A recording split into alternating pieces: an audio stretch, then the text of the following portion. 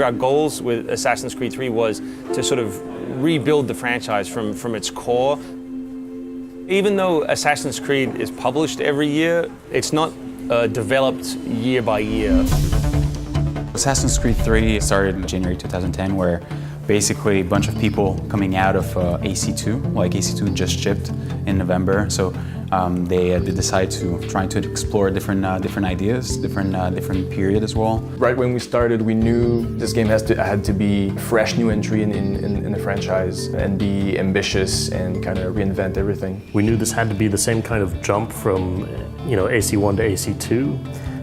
For AC2 to AC3. We know the core of Assassin's Creed. It's the combat, the free-running, social stealth. By keeping an eye on those three things, those three pillars of our gameplay, we could bring the gameplay down to a very sort of basic level and then build it back up again with a lot of new stuff, a lot of new ingredients for the player, different ways of playing. The way we organized the ramp-up of AC3 is to have most of the core team from AC2 to jump in AC3. And at that time, it was just the start of AC Brotherhood. And at that stage, there was about 11 or 12 of us, and for the first sort of 6 months, it was probably under 30 people. And we were just talking basically about where it should be set, what time period would work, who our heroes should be.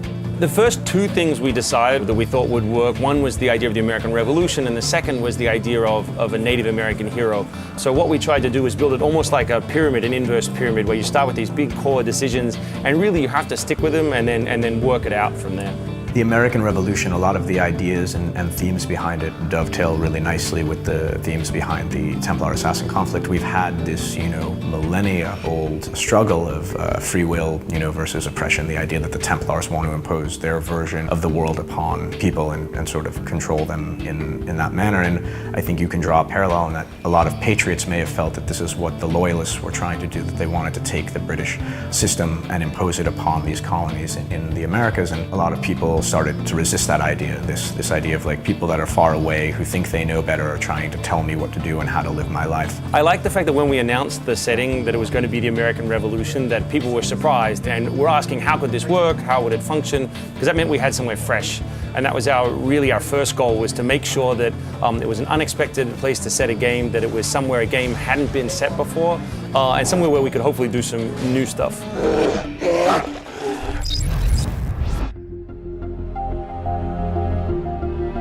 When you have a very small team, before you have a lot of engineers or you have a lot of content creators, you still want to draw a picture for people, something better than a document. So we build a video, a little movie, it's a couple of minutes long, and it tries to be as real as possible. No assets that you couldn't use in the real game. The camera's in the same position that we want the camera to be in the final game.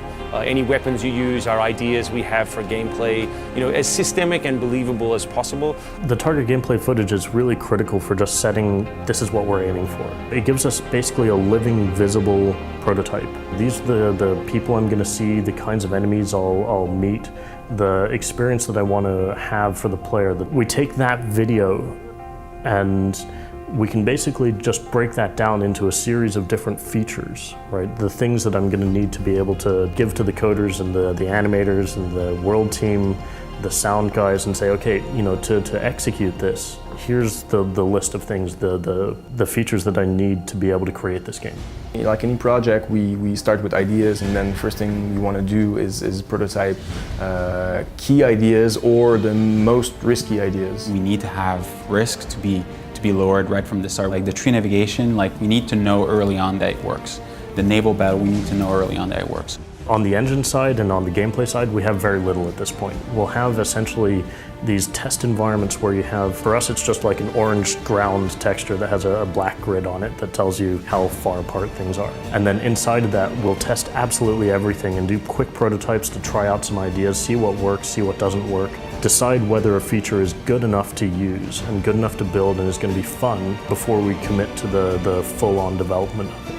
So with that came a lot of new engine technologies, and to the extent that we consider it essentially a completely new engine. We decided to build a new engine for Assassin's Creed 3 based purely on gameplay.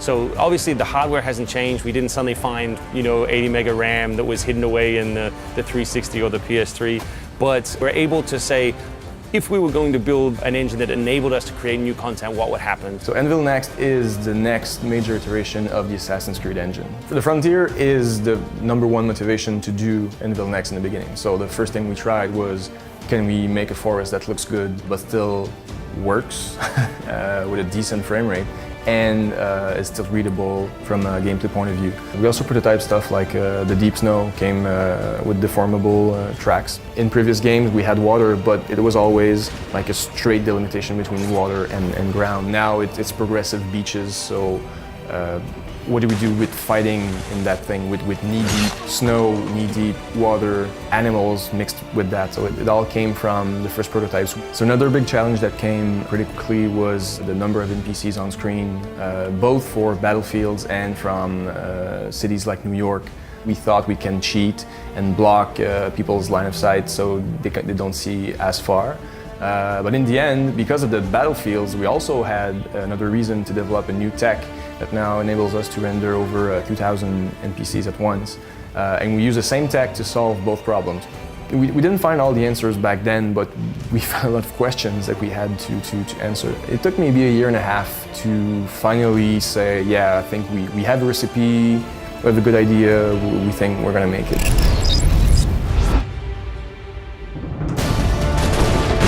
Coming up with how Connor looked, I think, was one of the hardest things we had to do in the game. Connor is our main hero. He's half Native American, half British. He was raised by the Mohawk tribes. He's a lot stronger than the previous assassins. This assassin like bludgeons and he beats up and he breaks arms and legs. You'll see the pain on the enemy's faces when he's taking them out. We wanted a character who was noble, who was out to fight against injustice wherever he saw it.